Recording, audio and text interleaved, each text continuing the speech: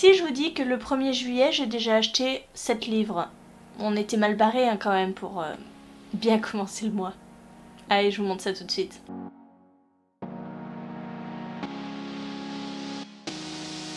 Bonjour tout le monde, c'est Maud, je vous retrouve pour le book haul de juillet et comme vous pouvez le voir, la pile est haute et j'ai 25 livres à vous présenter. On commence tout de suite avec 2 services presse. Le premier service presse vient d'une toute jeune maison d'édition qui m'a contacté pour lire leur première publication et il s'agit de Au-delà des étoiles, le tome 1, Les forêts d'Akora de Thomas Clearlake et c'est chez Moonlight. Comme vous pouvez le voir peut-être au petit post-it là, c'est ma lecture en cours. J'ai pour l'instant lu un tiers du livre. Nous sommes dans de la science-fiction, un space opéra plus particulièrement, et nous suivons 3 émissaires qui vont partir à la recherche de mystérieux artefacts dans les forêts d'Akora. Mais ils ne sont pas les seuls à chercher ces mystérieux objets. Une force très étrange agit aussi dans l'ombre et veut mettre la main sur ces objets qui vont peut-être décider de l'avenir de l'univers. Je ne peux pas vraiment vous en dire plus, c'est très dense, c'est vraiment de la grosse science-fiction qu'on ne peut pas prendre à la légère, il faut vraiment avoir toute sa tête, tout son esprit pour lire ce livre, mais je vous fais un retour bientôt en point lecture. Autre livre que j'ai demandé à la maison d'édition 404, il s'agit de Kereban de Dario Alcide et vous allez peut-être savoir pourquoi je l'ai demandé en fait simplement en le feuilletant. Il s'agit d'un récit à la manière de Illuminae, c'est-à-dire que nous avons ici une compile de documents qui vont former une histoire et quand j'ai vu ça, quand j'ai vu comment était présenté ce livre, je n'ai pas pu m'empêcher de le demander et je remercie beaucoup la maison d'édition pour me l'avoir envoyé si rapidement. Je crois que nous sommes dans une ville qui n'a rien de particulier, c'est une petite ville côtière. On découvre un nouveau gisement d'Akos dans cette ville et va se jouer à cause de ça pas mal d'enjeux politiques, pas mal d'enjeux économiques. L'Empire est prêt à déclencher une guerre pour ce gisement. Nous sommes ici complètement dans un monde inventé et je n'en sais pas plus, je vous en dirai davantage lors de mon point lecture qui ne devrait pas trop tarder je pense parce qu'il va se lire très vite. Je vous parle maintenant d'un emprunt bibliothèque. Ce mois-ci je me suis pris Comme un conte de Graham Joyce paru aux éditions Brajlon, l'autre Brajlon d'ailleurs. Et ce livre a un pitch qui fait énormément penser à un autre livre que j'aimerais beaucoup lire de Jean Vigne, puisque nous suivons une jeune fille qui a 16 ans, qui disparaît à ses 16 ans, qui est portée disparue et qui revient 20 ans plus tard, il me semble, que je vérifie ça, voilà, 20 ans plus tard, le soir de Noël, elle frappe à la porte de chez ses parents et elle n'a pas vieilli du tout. 20 ans se sont écoulés, pourtant elle est toujours comme à ses 16 ans. Elle va alors leur expliquer toute une histoire qui concerne des faits. Ce livre me faisait envie depuis pas mal de temps, on verra bien ce que ça donne. Et puis je l'ai emprunté, donc il sera lu rapidement. Maintenant on passe à mes achats Price Minister. J'ai effectué une commande, d'ailleurs j'en ai effectué 2, mais vous verrez que l'autre commande est un peu plus bas dans la pile, il me semble. Je me suis pris le tome 1 de l'héritage des Darceurs. Ce tome 1 c'est L'Envol, il est écrit par Marie Caillet et c'est paru aux éditions Michel Lafon Poche. Je me suis aussi pris dans la même commande le tome 2, L'Allégeance, pareil, de la saga de l'héritage des Darceurs de Marie Caillet, parce que, vous le savez, j'ai adoré Les Rumeurs d'Issar de Marie Caillet et il était bien logique que je découvre sa première saga. Je ne sais pas de quoi ça parle, mais c'est du Marie Caillet, donc ça ne peut que m'intéresser. Il me manquera le 3e tome qui n'était pas sur la boutique, mais je suis déjà contente d'avoir ces 2 premiers tomes. Je me suis trouvée dans la même boutique Les Innocents de Robert Poby aux éditions Point. J'avais lu de cet auteur, il est juste là. Hop. Les Invisibles. Non, L'Invisible plutôt, hein, pourquoi les je ne sais pas. L'Invisible qui avait été une excellente lecture, qui retournait pas mal la tête. Donc, quand j'ai vu ce tome, ce livre de Robert Poby, j'ai eu envie de tenter et je me suis dit que après L'Invisible, il ne pouvait que me surprendre. Nous suivons une inspectrice qui a déjà connu pas mal de noirceur, qui a déjà connu pas mal d'horreur dans sa vie, et lorsqu'elle va enquêter sur le meurtre d'un enfant retrouvé dans l'East River, les pieds sectionnés, oui, elle va se rendre compte que finalement tout ce qu'elle a connu n'est peut-être pas le pire. Et enfin, dans cette commande, je me suis pris L'Élixir d'oubli de Pierre Pével. C'est le second tome du Paris des Merveilles. Et donc c'est dans son ancienne édition, la première, qui était au Pré-au-Clair Fantasy. Oui, c'est vraiment la toute première couverture. Maintenant vous connaissez sûrement les magnifiques couvertures de Milady, Brajlon, je ne sais plus. Et puis en plus on est au format poche maintenant. J'ai lu le premier tome en e-book. Donc pour continuer la saga, moi peu importe, hein, que ce soit dans cette édition ou dans l'autre, c'est un deuxième tome, je l'ai, comme ça je suis contente. Et nous continuons à suivre un personnage qui a un nom assez compliqué, qui s'appelle Louis Dénissard Hippolyte Griffon, qui est un mage et qui va probablement enquêter encore sur des phénomènes étranges qui se déroulent à Paris. Je vais vous présenter des livres que ma copine Laurence m'a prêtés, puisque elle a fait encore beaucoup d'achats. Et parmi ceux-là, beaucoup m'intéressaient, et comme elle lit très vite, elle me les prête très vite. Ça me va, moi, hein, perso. Elle m'a très gentiment prêté Jamais plus de Colleen Hoover, paru aux éditions Hugo Roman, dans leur collection New Romance. Ce livre-ci, depuis le temps que je veux le lire, j'ai failli me l'acheter, me le précommander, et puis quand j'ai su qu'elle allait l'acheter, ben tant pis, j'ai laissé courir, et puis je savais qu'elle me le prêterait. Je ne veux même pas savoir de quoi ça parle, je crois que c'est un sujet encore assez compliqué, comme toujours chez Colleen Hoover, et que il y a beaucoup de coups de cœur sur ce livre. Alors, est-ce qu'il va détrôner Maybe Someday dans mon cœur? Je ne sais pas, mais peut-être. Elle m'a aussi prêté le tome 2, La malédiction de l'épouvanteur de Joseph Delaney, le tome 3, Le secret de l'épouvanteur, le tome 4, Le combat de l'épouvanteur, et le tome 5, L'erreur de l'épouvanteur. Voilà, paru chez Bayard. C'est une saga que j'ai commencé en mai, j'ai lu le premier tome en mai, que je m'étais acheté il y a 2 ans. Et en fait, quand elle a vu la vidéo, elle m'a dit « Mais tu sais, je les ai tous ?» Je fais « Bah ok ». Alors ce sont des livres qui se lisent très vite, le premier tome je l'avais bouffé en une journée. Ceux-là sont plus costauds déjà, un petit peu plus costauds, mais bon c'est écrit très gros. Et j'adore, nous suivons Tom. Voilà, dans cette saga nous suivons Tom, qui est le 7e fils d'un 7e fils. Et quand on est 7e fils, il ne reste plus beaucoup de boulot pour le dernier des enfants. Et il va devenir l'apprenti de l'épouvanteur du village. Et quand on est apprenti épouvanteur, on combat des sorcières, des ghouls, enfin tout plein de personnages pas très sympathiques. Et Tom va apprendre aux côtés de l'épouvanteur à faire ce métier. Et dernier livre qu'elle m'ait prêté, il s'agit du tome 3 de la saga The Elements. Ce tome 3 c'est The Silent Waters de Brittany Setcheri aux éditions Hugo Roman dans leur collection New Romance. Je n'ai pas encore lu le tome 2 qu'elle m'a déjà prêté. Mais elle me prête le tome 3, qui est paraît-il un des meilleurs aussi. Donc j'ai presque envie de sauter le tome 2 et me ruer sur le tome 3. Mais non, c'est pas bien, il faut lire dans l'ordre.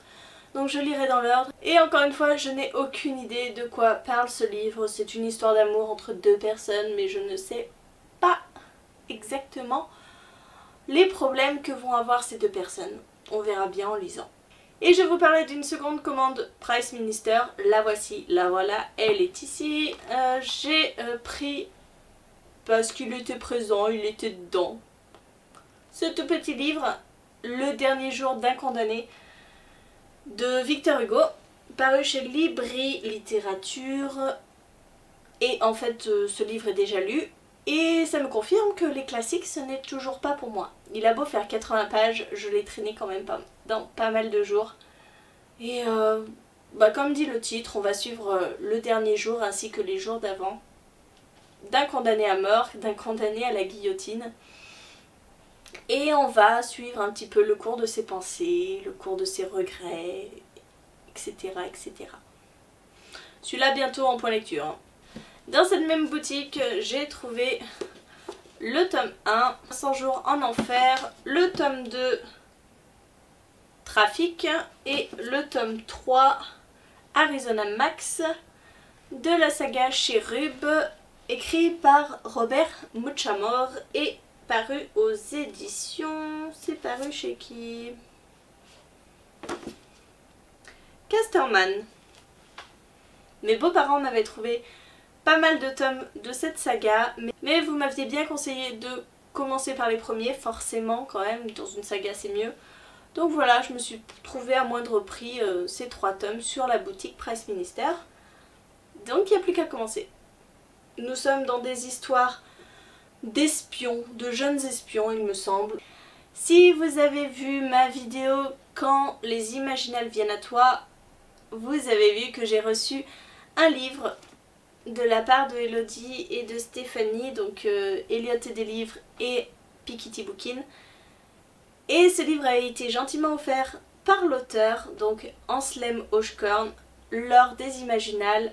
Il s'agit du livre Journal d'un marchand de rêves, paru aux éditions Pepper, dans leur collection Dark Steampunk. Voilà, j'ai un magnifique livre dédicacé. Et il me tarde de le lire parce que celui-là, je sais que ça va être une lecture qui ne va pas me laisser insensible, je suis sûre. Bon, je vous l'ai dit en préambule, 7 livres d'un coup, d'un seul, le 1er juillet, puisque je suis allée faire un tour à mon Easy Cash. D'habitude, j'arrive à trouver 3 livres, 4 livres. Mais là, c'était un record. Je suis hyper contente de les avoir trouvés parce qu'il y a aussi des nouveautés. Donc je pense que je suis tombée le jour de leur mise en rayon, donc ça c'était génial. Et je dois vous dire que je me suis restreint parce qu'il y a certains livres que je voulais prendre et que finalement je n'ai pas pris. Mais je vous montre. Je me suis jetée dessus quand je l'ai vu, il s'agit de Inséparable de Sarah Crossan, paru aux éditions Rajo. La traduction a été faite par Clémentine Beauvais. C'est ce livre tout particulier écrit en vers libre, donc voilà une mise en page très très aérée. Et qui parle en fait du destin de 2 sœurs qui sont siamoises et qui vont devoir aller pour la première fois au lycée. Elles étaient jusqu'à présent éduquées à domicile et faute de moyens, avec tous les traitements qui coûtent cher, etc., elles vont aller dans un lycée et elles vont découvrir un petit peu ce que c'est de sortir de chez elles et de voir d'autres personnes et de vivre tout simplement. Ce livre est déjà lu, il sera chroniqué puisque je l'ai lu pour le Weekly Book Color Challenge. Donc il est déjà chroniqué sur le blog et si vous ne voulez pas attendre, vous pouvez aller voir. Et sinon, dans le prochain point lecture, normalement, ou celui d'après, je sais plus. Je suis perdue dans mes publications de vidéos. J'ai aussi trouvé Les gens heureux lisent et boivent du café de Agnès Martin-Lugan aux éditions Pocket. C'est un tout petit livre. Et je crois que nous suivons une femme qui a perdu son mari et sa fille ou son fils dans un accident d'avion. Sa fille dans un... Pourquoi accident d'avion? Je sais pas, c'est un accident de voiture, mais... Dans un accident de voiture, et elle va décider de tout quitter et de partir en Irlande pour peut-être se reconstruire. En poche, j'ai trouvé le tome 1 et le tome 2 de Love Game de Emma Chase, paru aux éditions Pocket. Je sais que Marjolaine de la chaîne My Wonderful Universe aime beaucoup cette saga.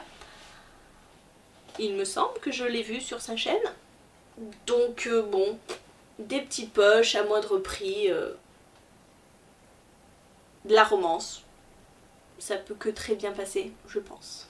Et là, vous allez voir que pour 7 livres, en fait, j'en ai eu pour 28 €. Ça peut paraître énorme, 28 €, mais j'ai quand même 2 livres de Brajlön de grand format qui font 25 € chacun. Ou même 28 pour l'autre. Non, 25. 25 €. Donc en fait, j'ai quand même bien rentabilisé. Hein. Je me suis trouvé Biblical de Christopher Galt aux éditions Brajlön. Ce livre-ci, en fait, je l'ai vu lors de la grosse OP. Mais je ne l'ai pas pris.